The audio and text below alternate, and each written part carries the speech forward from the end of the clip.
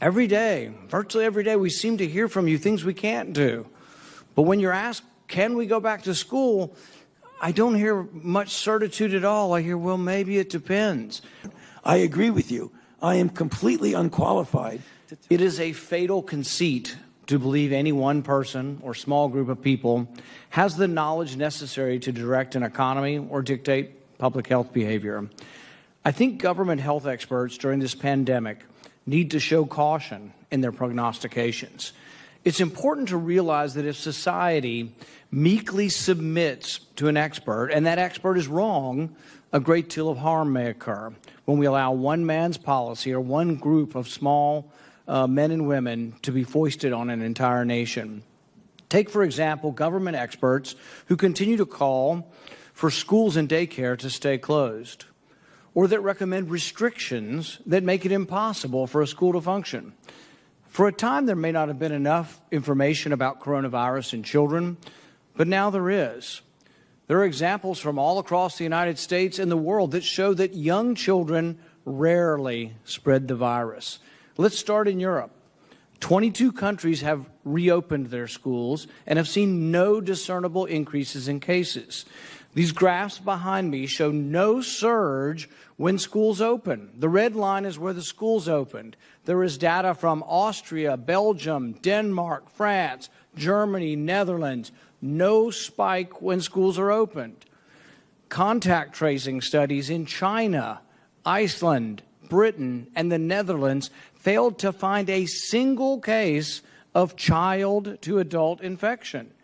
Here at home, child care for essential workers continued to be available in some states throughout the pandemic.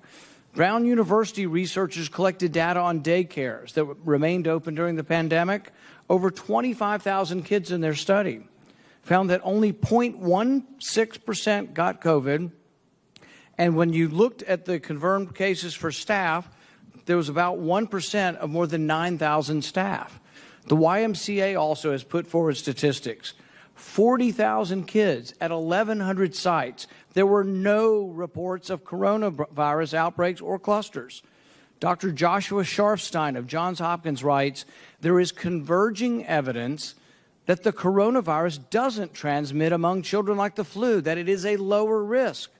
Just yesterday, the American Academy of Pediatrics says we got to get kids back in school. We want them physically present in school.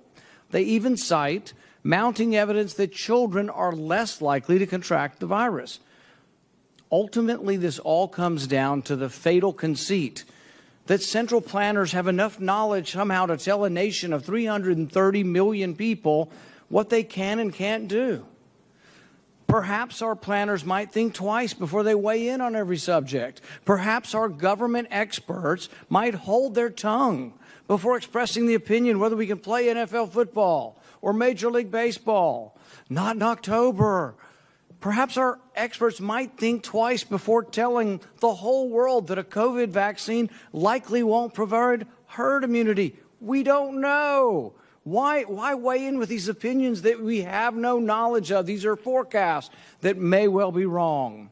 Perhaps our experts might consider the undue fear they are instilling in teachers who are now afraid to go back to work.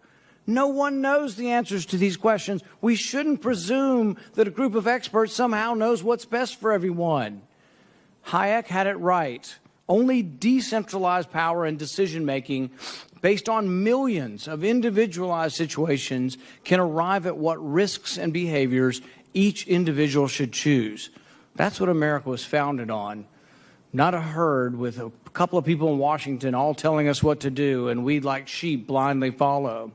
This all begs the question, when are we going to tell the people the truth? That it's okay to take their kids back to school?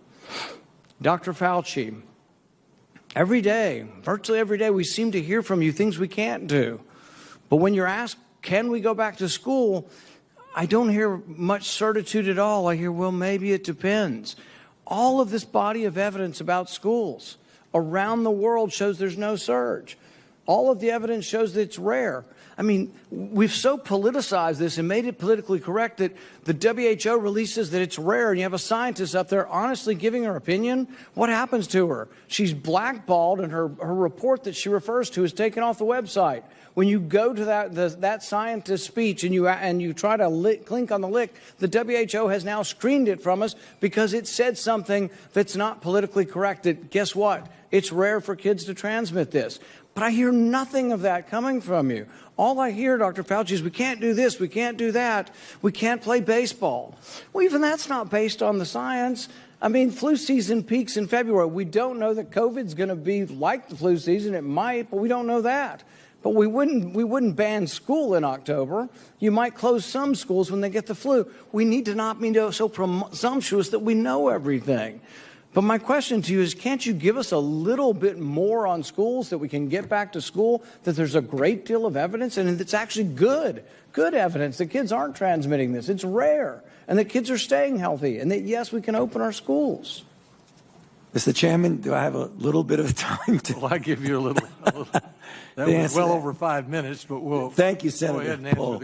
Please answer the question. Yeah, so very quickly, Senator Paul, I agree with a lot of what you say about, this idea about people having to put their opinions out without data. And sometimes you have to make extrapolations because you're in a position where you need to at least give some sort of recommendation. But if you were listening, and I think you were, to my opening statement and my response to one of the questions, I feel very strongly we need to do whatever we can to get the children back to school. So I think we are in lock agreement with that. The other thing that I'd like to clarify very briefly is that when things get in the press of what I supposedly said, I didn't say. I never said we can't play a certain sport. What happens is that people in the sport industry, they could either be people from Players Association, owners, people involved in the health of the players, ask me opinions regarding certain facts about the spread of the virus, what the dynamics are. I give it, and then it gets interpreted that I'm saying you can't play this sport or you can't play that sport. I agree with you. I am completely unqualified to tell you whether you can play a sport or not. The only thing that I can do is, to the best of my ability, give you the facts and the evidence associated with I know about this outbreak. Thank you. Thank you. We just need more optimism. There is good news out there. Now go We're to not Senator getting it. Casey.